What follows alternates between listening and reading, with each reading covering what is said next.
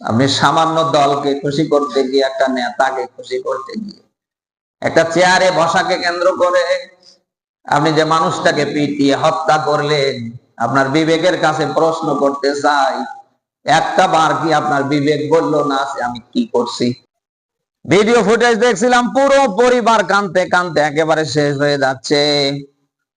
আপনি সামান্য একটা চেয়ারকে কেন্দ্র করে, একটু চেয়ারে বসাকে কেন্দ্র করে আপনি এই কাজটা করতে পারলেন। আপনি কি জবাব দেবেন বলেন?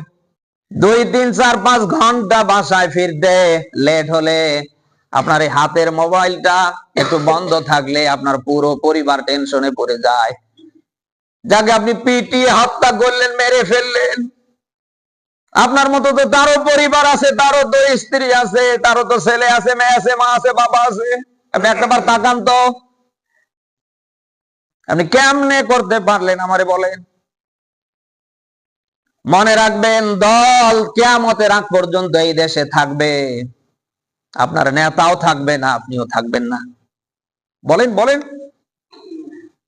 বাংলাদেশ আওয়ামী নামের যে দল, এটা আছে না? আজ না হোক কাল টুডে টুমরো এই দেশে শাসন হবে, কিন্তু শেখ মুজিবুর রহমান নেই, ওই হাসিনা কিয়ামতের আগ পর্যন্ত এদেশ আর ঢুকতে পারবে না, কিন্তু দল থাকবে। জাতীয়তাবাদী দল বিএনপি আছে না? মরহুম জিয়াউর রহমান আছে, দেশনেত্রী বেগম খালেদা জিয়া নেই, কিন্তু তার দল আছে, কিয়ামতের আগ পর্যন্ত এই বাংলাদেশে থাকবে।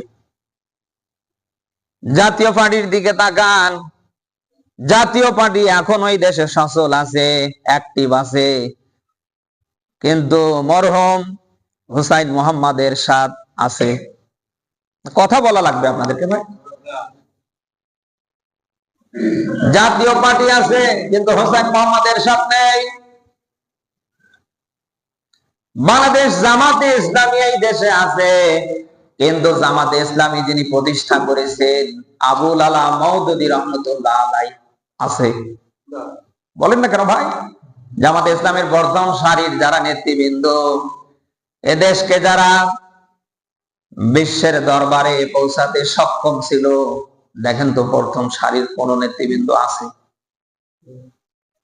আমি আপনাদের একজন দিনী ভাই, মুসলিম ভাই, আমি আপনাদেরকে ফেরাতে চাই, কেউ যেহেতু কারোর জন্য না, কেউ যেহেতু কারোর হিসাব দেবে না, আপনার আমার হিসাব যেহেতু আপনাকে আমাকে একাই একাই দেয়া লাগবে, অতএব কি করছেন একটু চিন্তা ভাবনা করে করেন।